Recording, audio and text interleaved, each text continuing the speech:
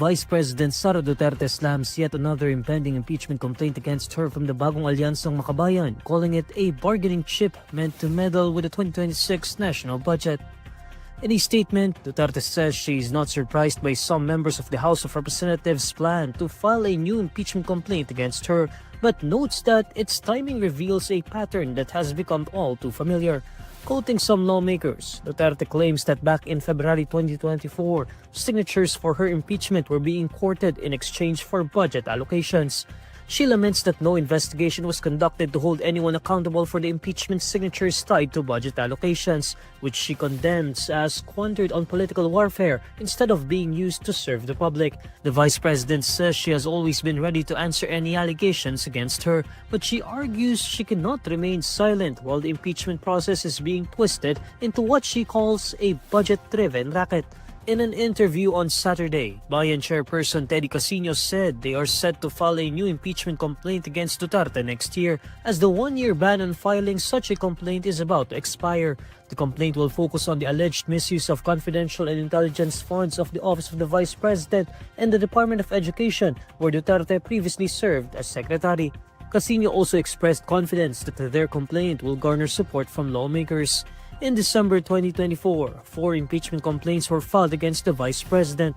The fourth complaint, largely stemming from the House Good Government and Public Accountability Panel's inquiry into the use of confidential funds by the OVP and DepEd, was endorsed by more than 200 congressmen in February 2025, leading to Duterte's impeachment in the House of Representatives.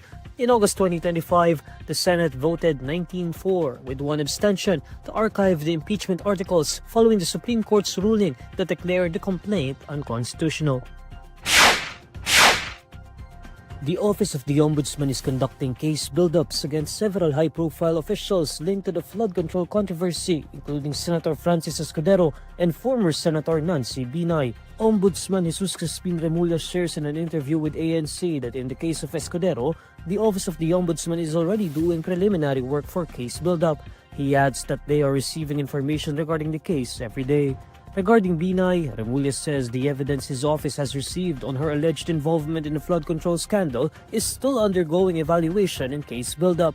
He explains that the Ombudsman is taking a careful approach and is not in a hurry to file cases, noting that haste makes waste. In the case of Senator Mark Villar, Remulla confirms that the Ombudsman has received evidence related to the flood control controversy during the Senator's time as Department of Public Works and Highways Secretary and as a legislator. Remulla says around 8 teams are already working on the cases, with more expected to be organized in the coming year. The Independent Commission for Infrastructure earlier referred to the Ombudsman the names of some present and former senators tagged in the flood control fiasco, including Escudero, Binay, Villar, and Grace Poe.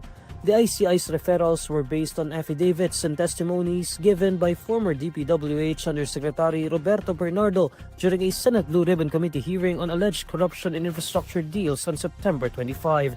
Escudero and Binay have both denied the allegations against them. Binay said she has no involvement in flood control projects, stressing she has no role or staff in the Senate capable of handling the alleged schemes.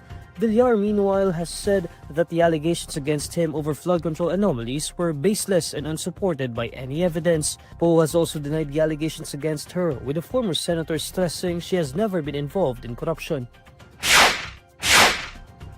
Fuel prices will move unevenly, with motorists set to pay more for gasoline while diesel and kerosene prices remain unchanged. Sea Oil Philippines said it would raise gasoline prices by 1 peso and 20 centavos a liter effective 6 a.m. on December 9, 2025. The oil companies announced no price adjustments for diesel and kerosene.